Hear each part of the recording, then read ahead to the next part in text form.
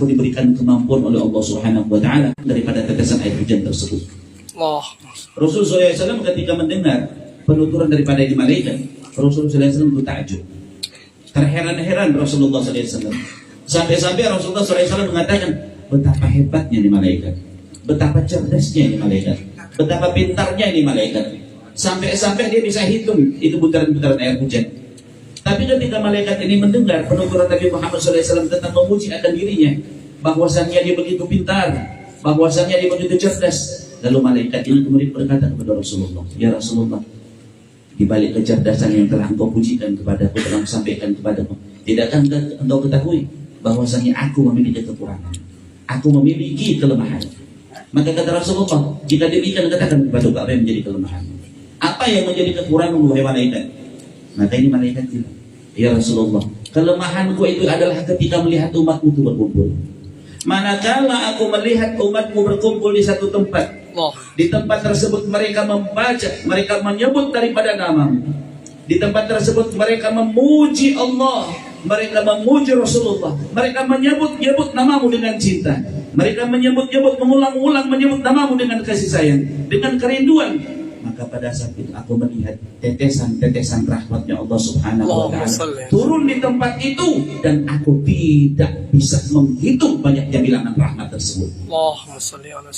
Kalau kita hadir di majelis-majelis seperti ini, mobil khusus majelis-majelis zikir, majelis-majelis maulid, majelis-majelis sholawat, ketika kita hadir dengan membawa banyak hajat, maka insya Allah kita akan pulang dari majelis ini tanpa hajat pun, kecuali hajat tersebut sudah dikabulkan oleh Allah Subhanahu wa ta'ala.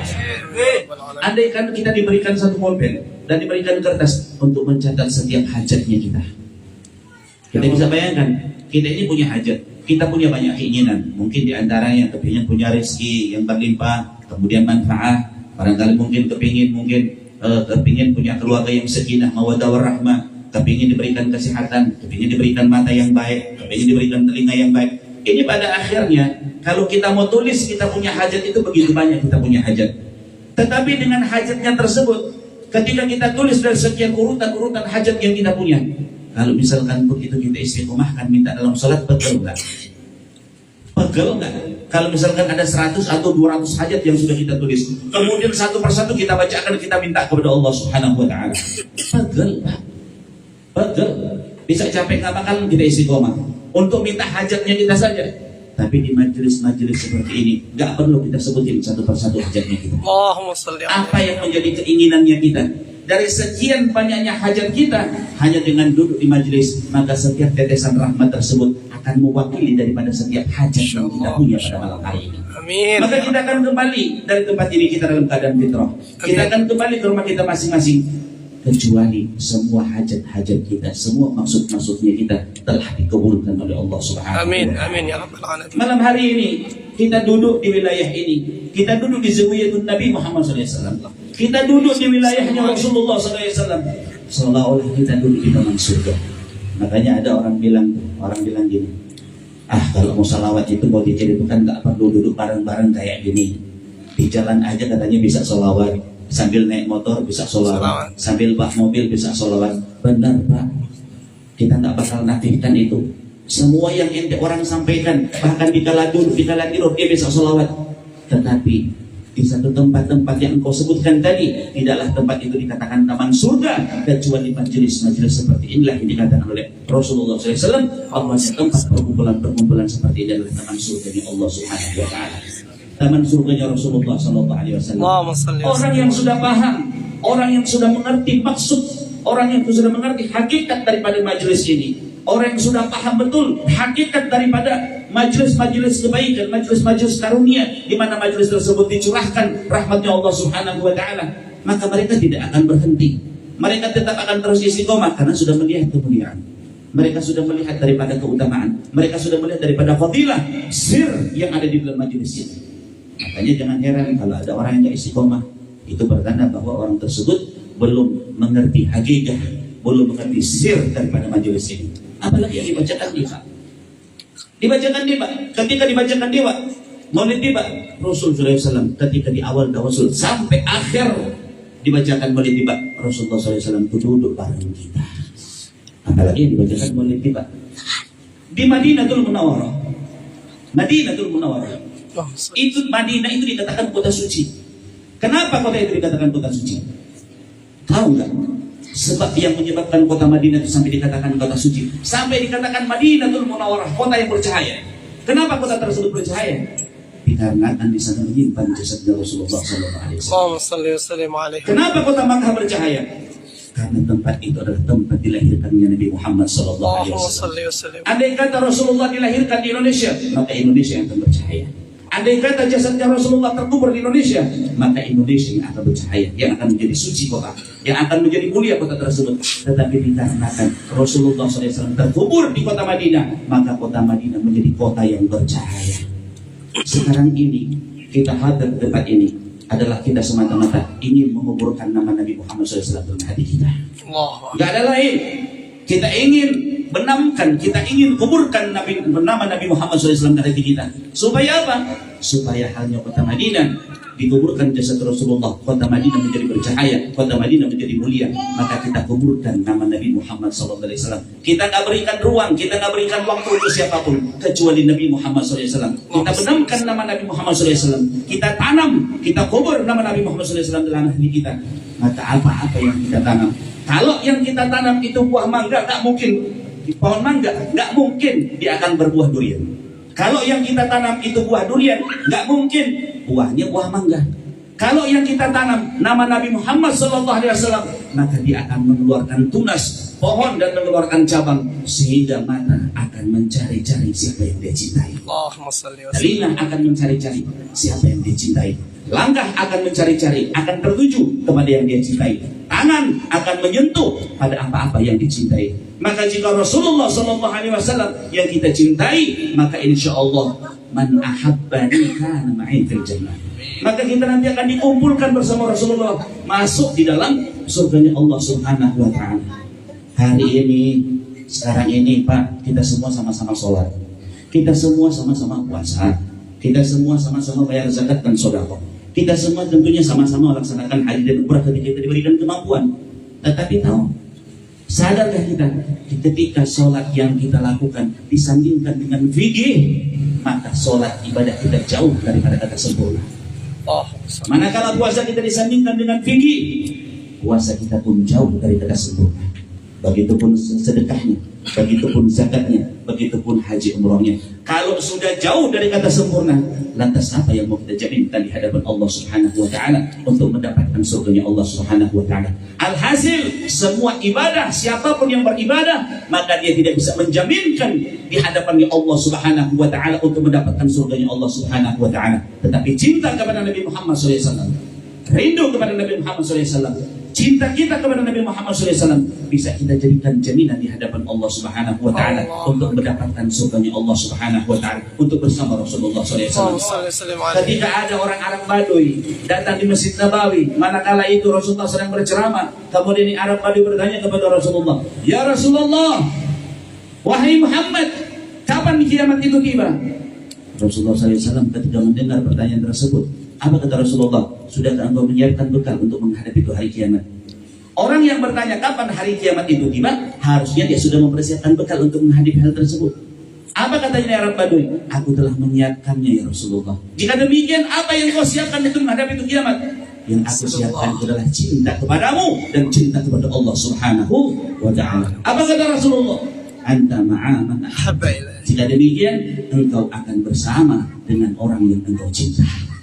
Jika hari ini, jika malam ini duduknya kita di sini dikarenakan cinta kepada Rasulullah SAW, dikarenakan rindu sesuai dengan majelisnya, majelis Aisyikul Mustafa. Ya.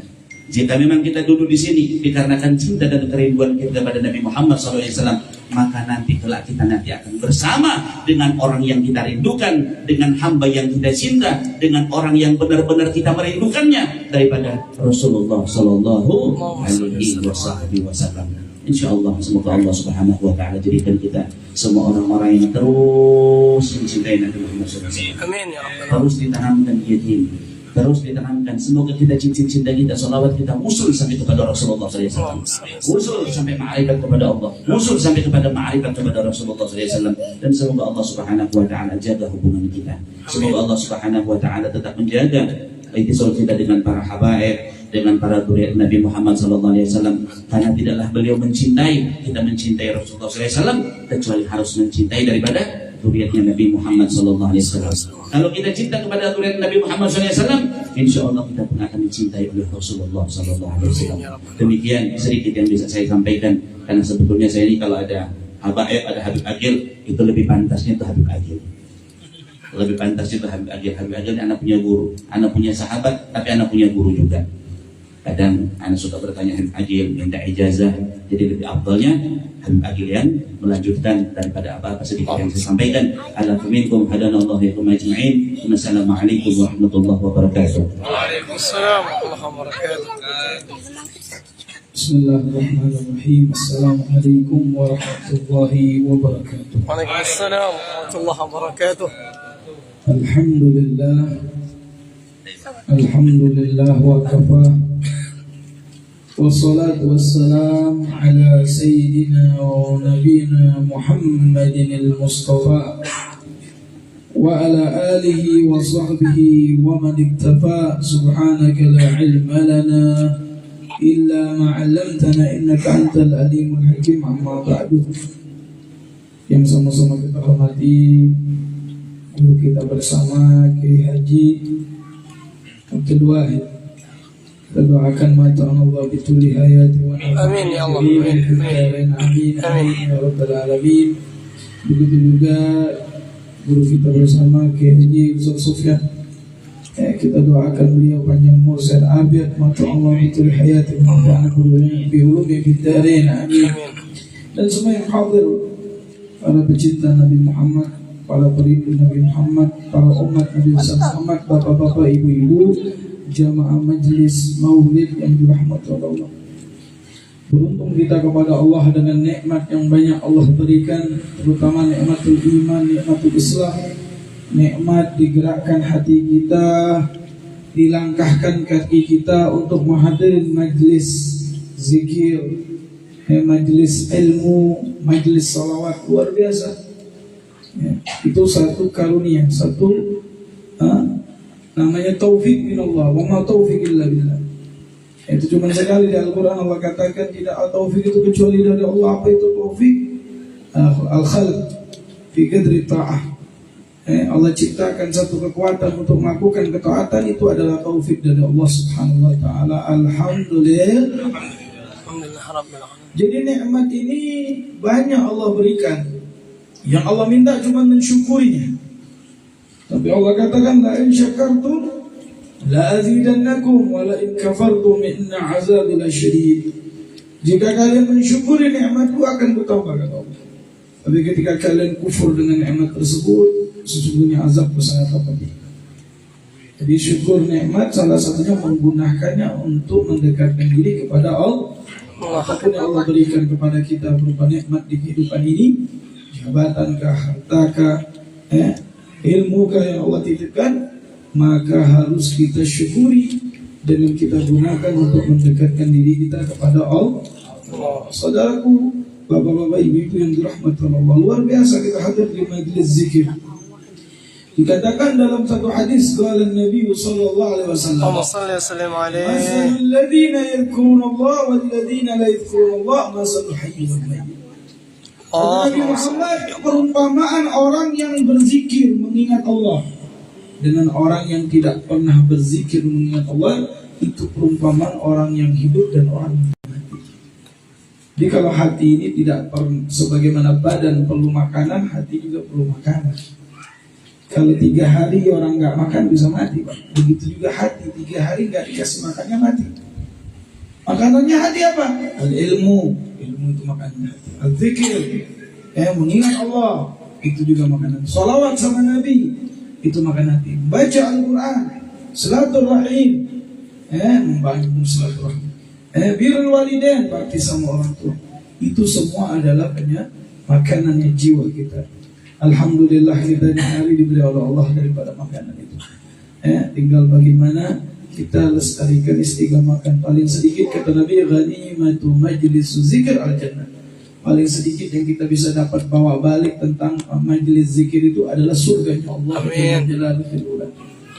Banyak fadail tentang majlis zikir, sampai di dalam hadis yang panjang ada malaikat namanya malaikat sayyahina fil ardh. Ada malaikat Allah tugaskan, dia punya kesibukan mengelilingi muka bumi. Untuk apa? Untuk mencari majlis zikir. Majlis orang zikir, majlis taklim. Kalau itu dia dapat, dia akan datang ke itu majlis dan menghampirinya dan membuat hilakan, membuat halaqah sampai ke atas langitnya Allah. Fa'idan qabal majlis, kata Nabi, habis itu panjang. Kalau selesai majlis, mereka naik ke langit melapor kepada Allah dan Allah Maha tahu. Tapi Allah mau lihatkan begitu agungnya majlis zikir ini manfaat untuk orang sekelilingnya.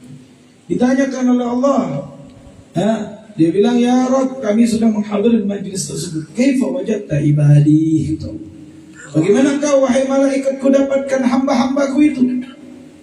Wajadtu, aku dapatkan mereka ya Rabb, tusabbihunak, bertasbih kepada, tuhammidunak, mengucapkan alhamdulillah, bertahmid, tukabbirunak, tuhallilunak, kemudian dia berzikir mengingatmu dengan tasbih, tahmid, tahlil kepadamu ya Rabb.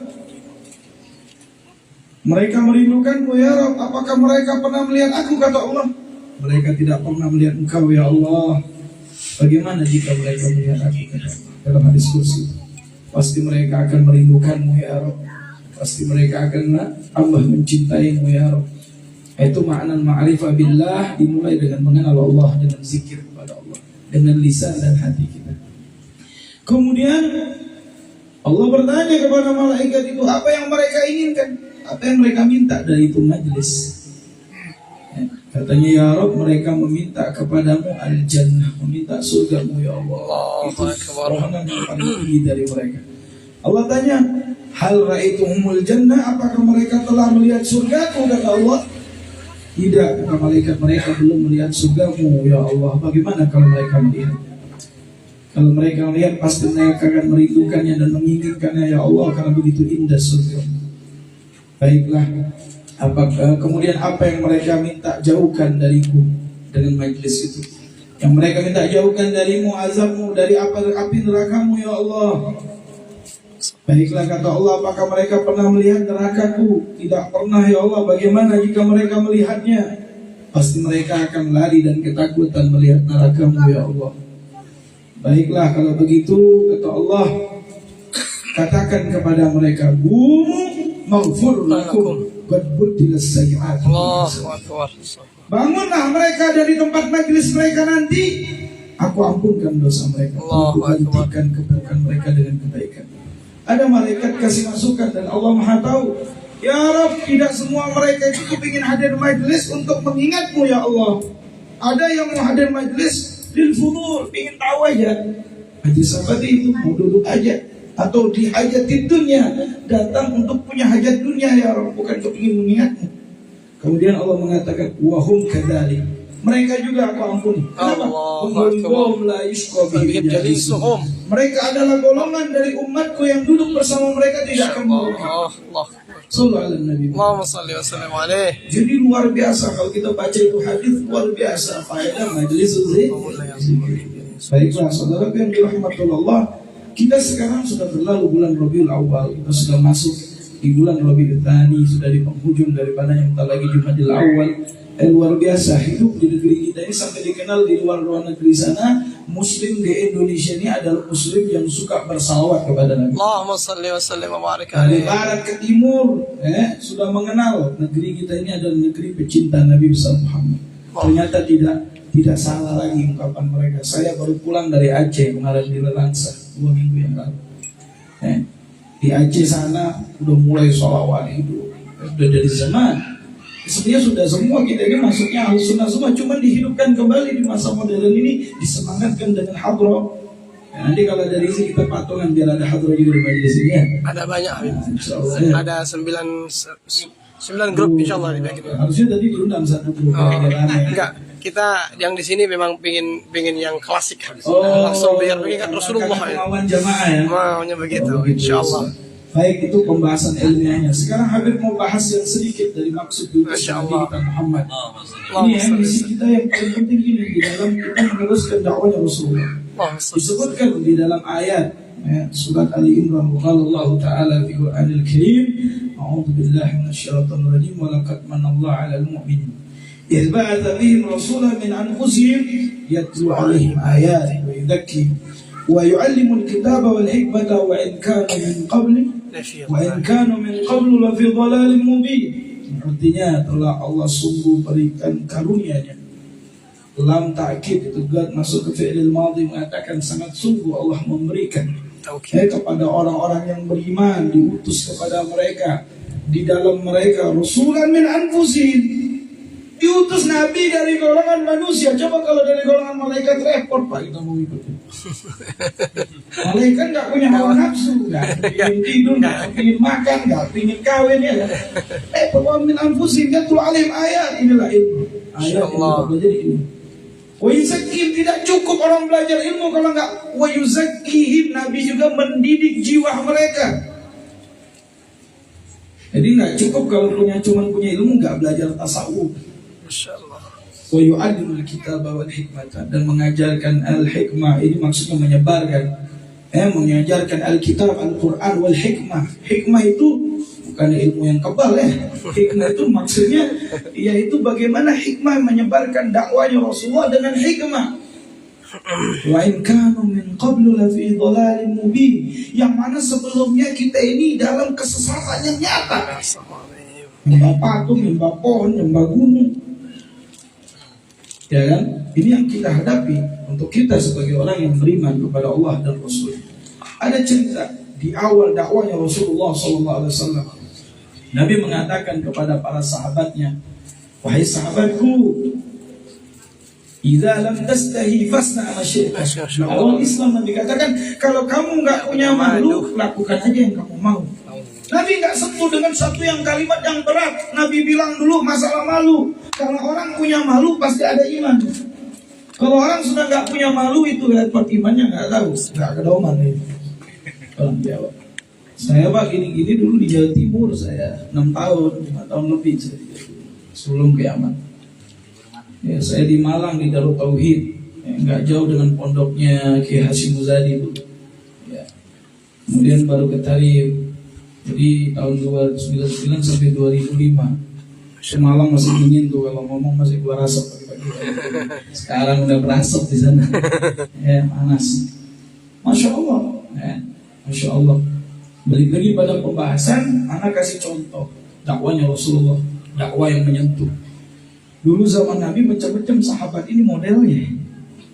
Datang ada satu sahabat, ya Rasulullah, aku sudah masuk kepada agama Islam, tapi ada amalan jahiliyahku yang belum bisa kulepaskan ya Rasulullah. Apa itu kata Nabi? Aku suka main perempuan ya Rasulullah. Ini sahabat polos, orang Badui ya, polos aja ngomong sama Nabi. Ya aku ini suka main perempuan ya Rasulullah. Mendekat engkau wahai sahabat. Diajak berpikir sama Nabi, dia sentuh hatinya. Gak langsung main perempuan haram masuk neraka. Dia sibuk mau masukkan orang ke surga, dia sibuk masukin orang ke neraka. Dakwah Nabi apa bukan itu? Kalau dakwah Nabi sibuk ngajak orang masuk surga. Makanya kata Nabi, innama bu'istu mu'aliman, aku itu diutus untuk mengajar. Walau bu'istu la'anan wala sababan, bukan diutus untuk melaknat atau nama engkau wahai sahabatku, bagaimana pendapatmu jika diajak dirasakan dulu, dirasakan dia punya perasaan. Bagaimana pendapatmu jika ibumu perempuan dilecehkan atau dimainkan oleh seorang laki-laki? Katanya, aku akan marah ya Rasulullah kalau ibuku dipermainkan, mungkin ku habisin tuh orang. Baiklah, ketika engkau kepingin main perempuan, ingatkan itu adalah ibu. Allah. Yang kedua, aku mau tanya sama engkau wahai sahabatku, bagaimana pendapatmu jika saudari perempuanmu atau saudara kakakmu dilecehkan oleh seorang laki-laki lain? Pasti aku akan marah ya Rasulullah, akan kuhabisi orang itu karena saudariku dilecehkan. Ketika engkau mau melakukan itu, bayangkan itu perempuan adalah saudari dari seseorang. Bagaimana perasaan saudaranya? Nabi nggak bilang apa, perasaan saudara, perasaannya dulu yang Nabi kena. Nabi dakwain. Yang terakhir, wahai saudaraku, Rasulullah, bagaimana pendapatmu? Ini logika dulu, Nabi masukin sampai perasaan. Kalau anak perempuanmu dilecehkan oleh orang lain, apa pendapatmu? Aku akan marah ya Rasulullah, akan kuhabisi ya Rasulullah. Bayangkan ketika engkau melakukan itu adalah anak perempuan dari seseorang. Kemudian Nabi suruh mendekat sahabat tersebut, dipegang dadanya oleh Rasulullah, didoakan. Ini yang penting nih, setelah kita diajak berpikir, didoain. Allah Akbar. Jangan nanti sudah ajak berpikir orang dilepas, doain. Doain, jangan dilepas di belakang dia. Lebih afdal, kita suka egois Pak, kita doa untuk hajat kita sendiri. Allah Akbar. Allah pingin ini, ya Allah pingin ini, tapi nggak pernah kita doakan saudara kita. Padahal dengan mendoakan saudara kita itu memancing daripada kabulnya doa kita. Dari mana hadisnya, Beb? Dari hadis Rasulullah. Kata Nabi, du'auka li akhukal muslim fi dhahiril ghaib mustajab. Doamu kepada saudara muslim lainnya, dia tidak tahu itu mustajab. Dan malaikat akan menjawab, walaka mithla dzalik, untukmu seperti itu. Makanya betul kata guru kami dulu, kalau ada orang yang hasud, setiap nikmat pasti ada yang hasud. Kulli dzin ni'matin mahsud. Doakan orang yang hasud itu. Jangan di depan dia. Misalkan kita baru dapat mobil baru, dia hasud. Pusing dia lihat kita dapat mobil baru, dapat dari mana nih Habib nih mobil ini? Ya. Doain ya Allah, anak dapat mobil bagus, semoga orang yang hasud itu dapat mobil juga ya Allah. Sebagaimana engkau senangkan saya, senangkan dia, sehingga dia tidak melihat lagi, lupakan dengan yang kau berikan. Apa kata Allah? Falaka mithlan. Masya Allah. Malaikat mengatakan untukmu juga. Ya Allah, senangkan dia, kayakan dia, gembirakan dia. Ya, itu nggak rugi Pak, kita doakan saudara kita. Kita dapat. Kayak sekarang kita doakan saudara kita di Palestina. Ya Allah, tolong saudara-saudara kami di Palestina, ya Allah, menangkan mereka. Mereka lagi dijajah. Itu bukan masalah agama di Palestina itu, tapi sudah kemanusiaan itu. Negosiasi dihabiskan satu kampung itu. Ini baru-baru rumah sakit Indonesia. Allah ya, betul lagi. Kita doakan mereka, Allah tolong, Allah menangkan. Ya, Allah merdekakan mereka dari penjajah sebagaimana kita pernah merasakan hal itu di zaman dahulu. Ya Allah, sebagaimana Engkau berikan kemerdekaan kepada kami, berikan kemerdekaan kepada saudara kami. Amin ya Allah, amin ya Allah. Ya Allah, hancurkan mereka yang berbuat zalim ya Allah. Engkau yang Maha Kuat, Engkau yang Maha segala-galanya. Amin ya Allah. Saudara yang dirahmati oleh Allah. Akhirnya setelah Nabi doakan sahabat ini, dia mengatakan, berpaling dan Nabi mengatakan, wahai sahabatku, ada umatku yang berzina, ada umatku yang minum khamar, ada umatku yang merampok, ada umatku yang melakukan kemaksiatan. Tapi tidak ada umatku yang berbohong. Itu aja pesan. Tidak ada umatku yang berbohong. Kalian berbohong berarti bukan umatku. Pergi sahabat ini, dia ngomong, demi Allah ya Rasulullah, yang tadinya zina adalah perbuatan yang paling aku sukai. Sekarang aku keluar dari majlismu adalah perbuatan yang paling aku benci. Setiap dia melakukan itu dosa, teringat daripada perkataan Nabi. Bagaimana kalau Nabi tanya, umat Nabi gak ada yang berbohong. Jadi ketika itu dia tinggalkan kemaksiatan. Ini dakwahnya Nabi Muhammad SAW. Diberikan solusi kepada umat. Ada satu lagi sahabat kita kenal, mungkin ceritanya Ma'ruf Nuaiman. Pernah kenal Nuaiman? Masya Allah. Nuaiman ini sahabat Nabi yang rahasia, sampai meninggal buat Nabi ketawa. Masya Allah. Orangnya lucu, sopan. Sakingnya sekali waktu dia bilang, ketahuan Nuaiman ini baru sudah masuk Islam, masih punya kebiasaan jahiliyahnya, suka minum Pak. Minum khamr. Dulu Sayyidina Umar punya satu gentong sebelum diharamkan. Bukan main-main, orang Arab itu jangan ditantang minum. Dulu sudah memang rajanya itu. Zaman itu Arab dari asli Pak ya, dari anggur betul. Saya nggak tahu Arab kaki tape. Zaman itu sahabat sampai pertama mau mengharamkan itu bertahap. Pertama dibilang sedikit apa manfaatnya banyak. Masih minum tuh Pak.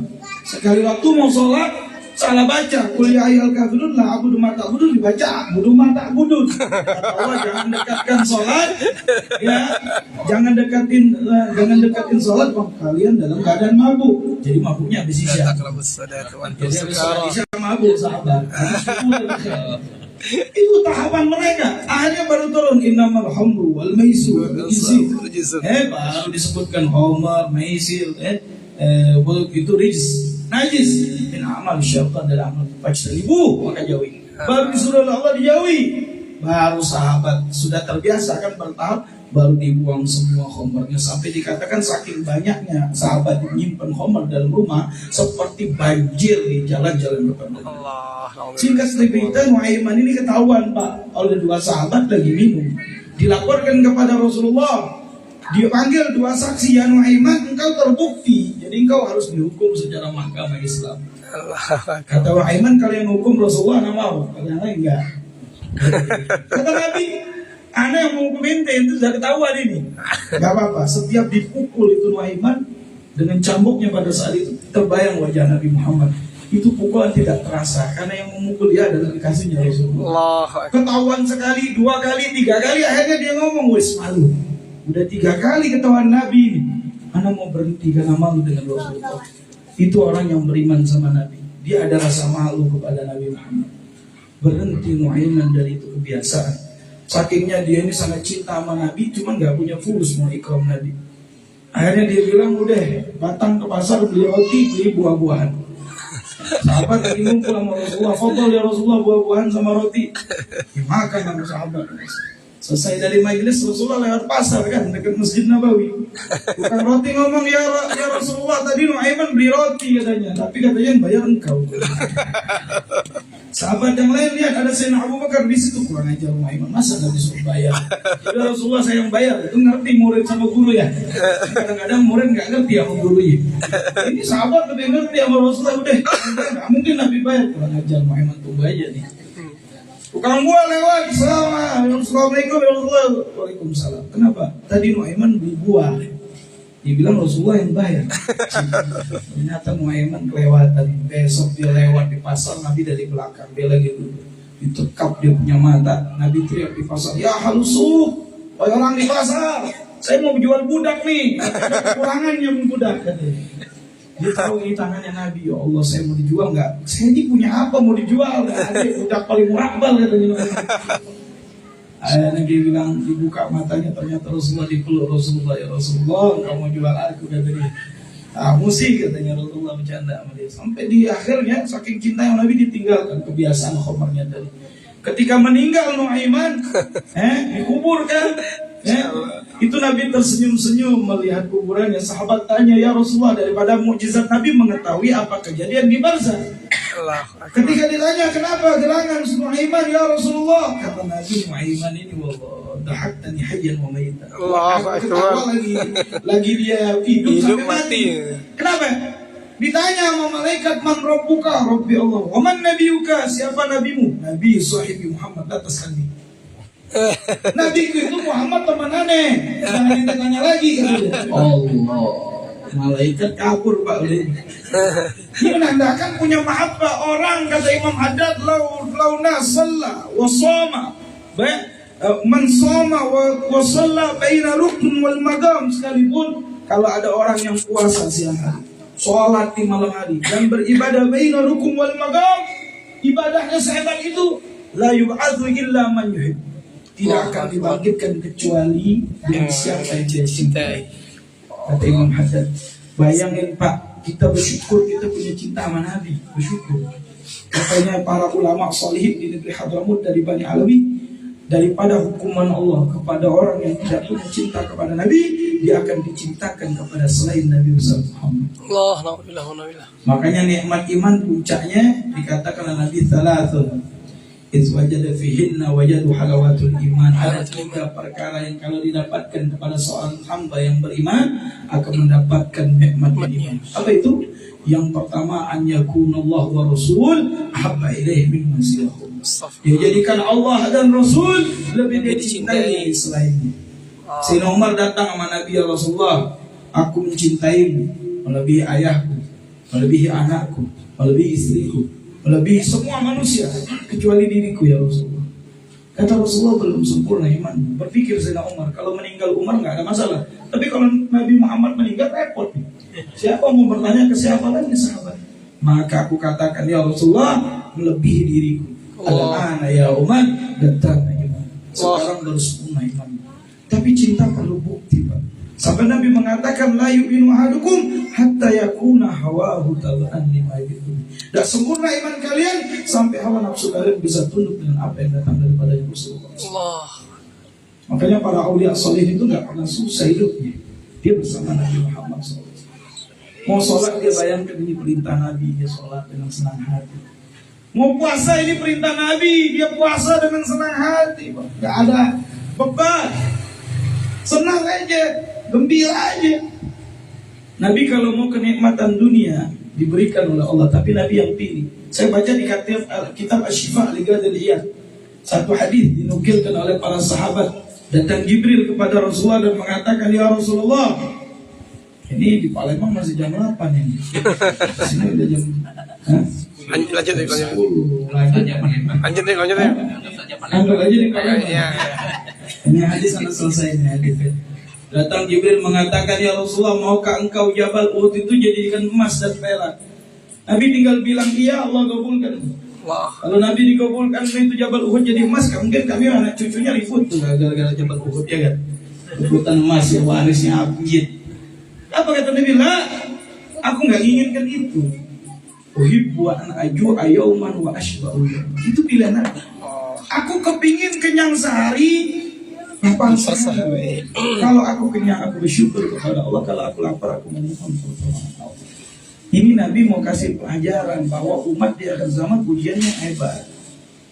Bapak kalau baca kitab Syama'il Rasul, baca tentang kehidupan Nabi sangat sederhana, sangat zuhud.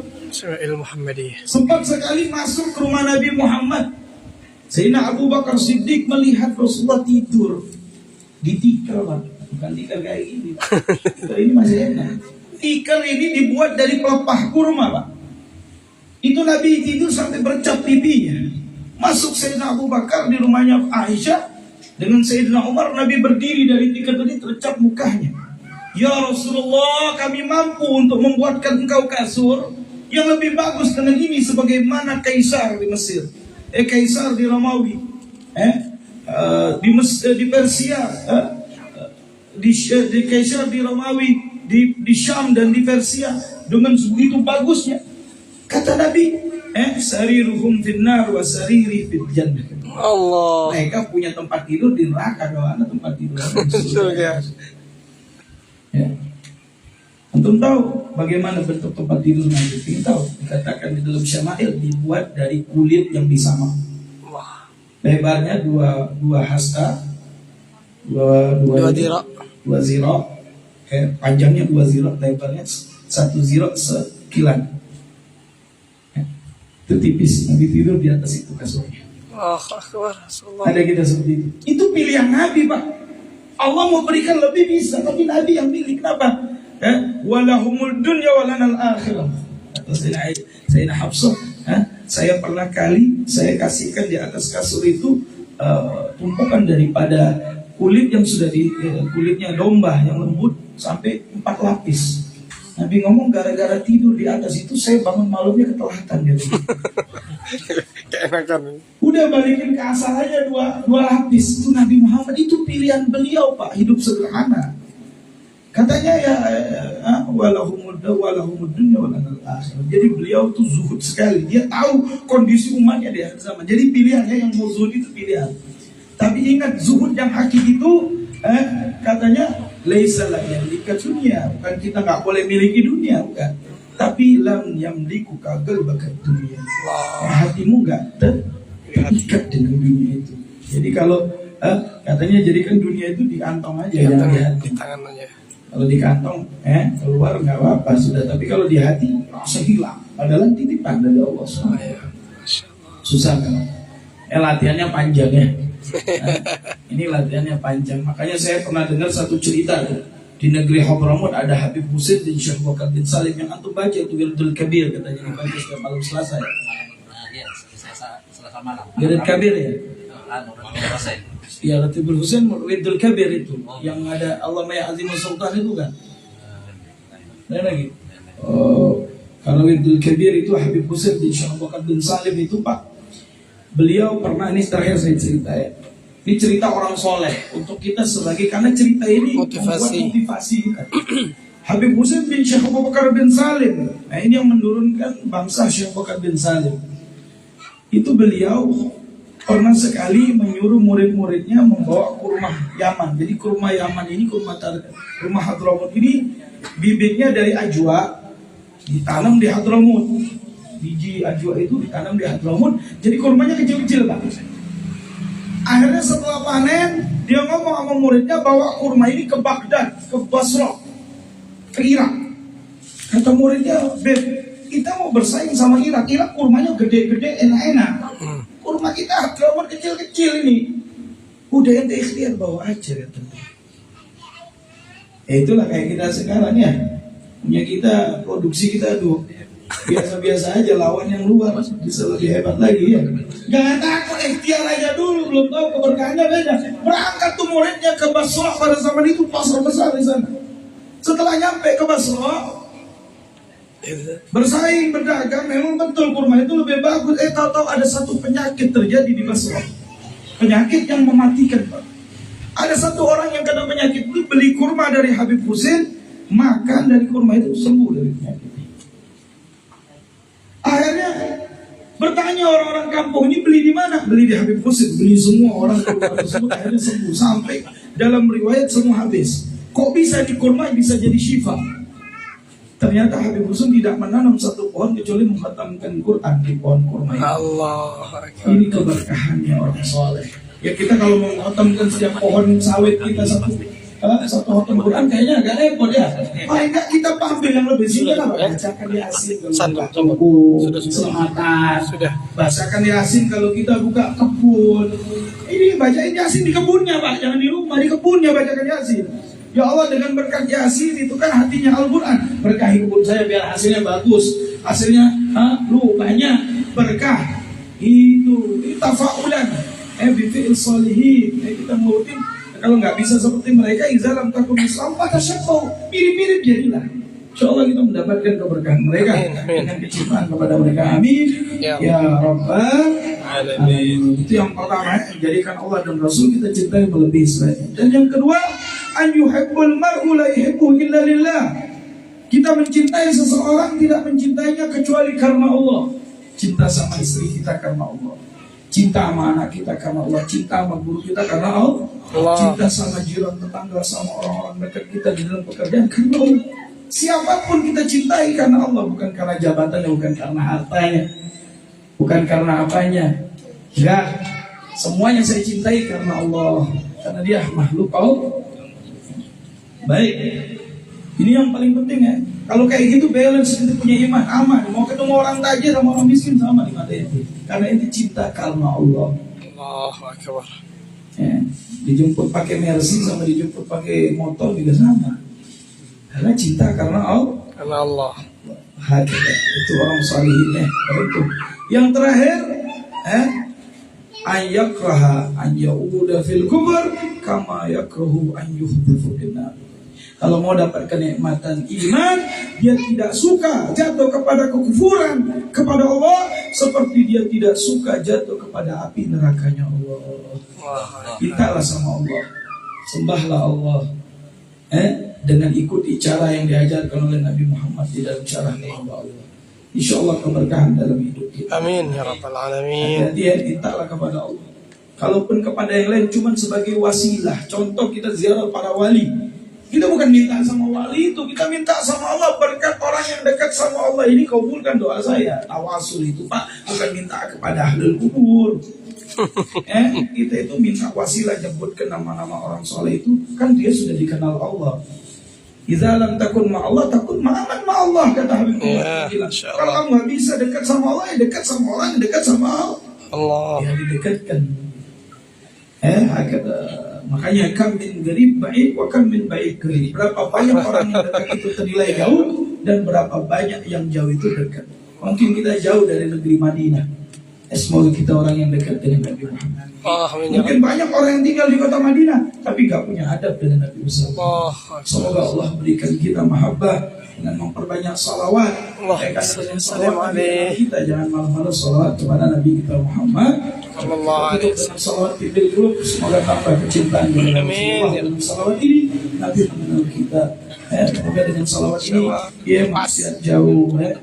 Amin. Insyaallah. Salat ditutup. Allahumma salli ala sayyidina Muhammadin tibbil qulubi wa dawaiha wa afiyatil abdani wa shifaiha wa nuril absar wa niyai amin ya rabbal wa ala alihi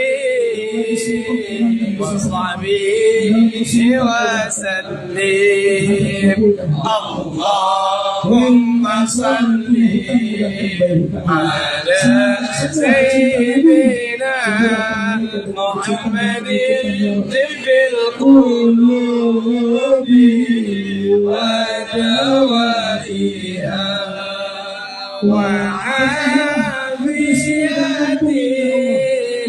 abdani wa shifaiha wa nuril absari wa diyaiha wa ala alihi wa sahbihi wa sallim. Allahumma salli ala sayyidina Muhammadin tibbil qulubi wa dawaiha wa afiyatil abdani wa shifaiha wa nuril absari wa diyaiha wa ala alihi wa sahbihi wa sallim. Amin ya Allah. معصومة ولا أجل بنا ولا منا ولا معنا شقيا ولا محروما. آمين يا الله. أبواب الخير آمين يا رب يا الله. آمين يا الله. وفقنا للخير وعنا عليه. سبحانك اللهم وبحمدك أشهد أن لا إله إلا أنت أستغفرك وأتوب إليك. صلى الله على سيدنا محمد وسلم. الحمد لله رب العالمين. اللهم وفق لكم طريق. السلام عليكم ورحمة الله وبركاته. وعليكم السلام ورحمة الله وبركاته.